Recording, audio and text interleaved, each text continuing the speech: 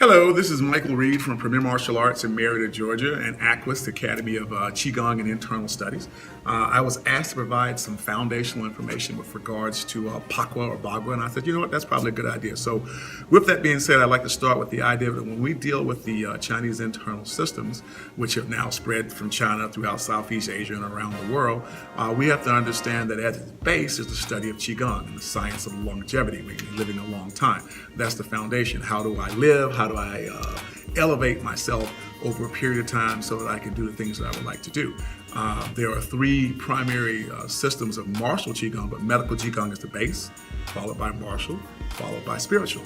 Those three systems are going to be Tai Chi, Bagua, and Xingyi, and there are others. One thing I'd like to say right now from the get-go is that there is more than one way to do all of these systems. So sometimes people look at books or watch a video and they assume that if this person's hand isn't exactly where this other person's hand is, that the technique is wrong and inferior or not correct. That's not true. These systems are based upon principles and concepts, and from those principles and concepts, a person can evolve themselves mentally and spiritually, and they also can what? Defend themselves. Martial Qigong was meant to be used for martial arts and then also have a health component. In our world today, the majority of people who study Tai Chi are focused only on health, and there's nothing wrong with that, but Tai Chi is also a high-level fighting art, okay?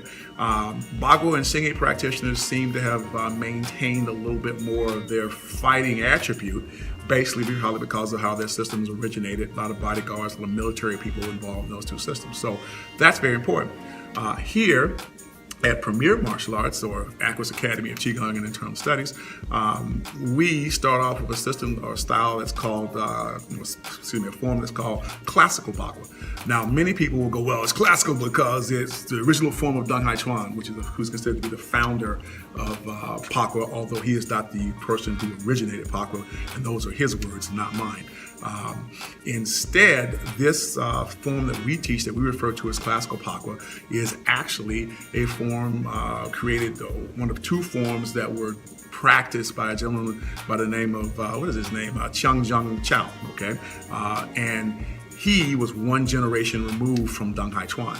So this is a very old lineage system and style of Bagua or Pakwa that we teach here at the school, but it once again is also based upon principles and so forth, okay?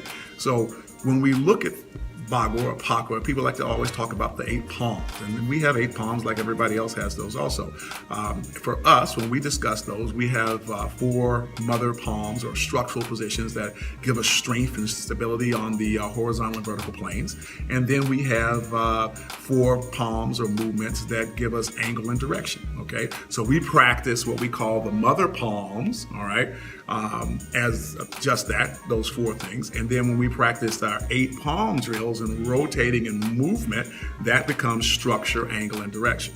Now, a very, very important thing to understand about Pakwa or Bagua is that the old masters looked at the palm as the whole body. So it's the whole system that's important. How we root to the ground, how we align our spine, how we get our angles of our body and so forth taken care of. There's a set of 64 rules that we practice that go along with our classical Bagua form. And I'll be the first person to say that you can just practice the form, but when you understand the rules, they help for you to build your foundation so that you can express yourself. 4 important characteristics would be the idea of stare like a monkey, which basically gives us a closed system and also invigorates our system so we can have energy. We have the idea of walk like a dragon, which allows us to flow and to move and to have breath that floats like a cloud through the body as we do the things we want to do. We want to be able to sit like a tiger, which means that we want to have a strong foundation, a root, okay, by which the elements of the 3 treasures may work through us as we're doing things, and so we can have also a combative motion and movement. And then the last one is flipping like an eagle, which if you've ever seen in one of the National Geographics where an eagle goes into a tree and grabs a monkey and just flips him and rolls out of it, is amazing to see. So the flipping allows our motions to be active, and it also allows us to rotate the joints, which pumps the bloods.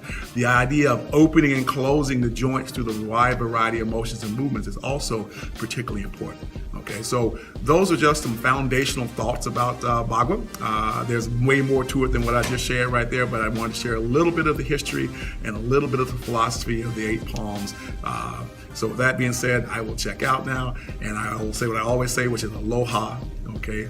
Oh, actually, I'm gonna add one more thing, a very important thing, and that is that I know a lot of people who are very good martial artists, okay? And I think I'm a decent martial artist at best, but no matter how strong any of our martial arts are, whether they're Chinese, Japanese, Korean, Filipino, it doesn't matter. No matter how skilled we may be, as my instructor has taught me, or one of them has taught me, you can be the most fantastic martial artist in the world, and you can rush in for what? To kill.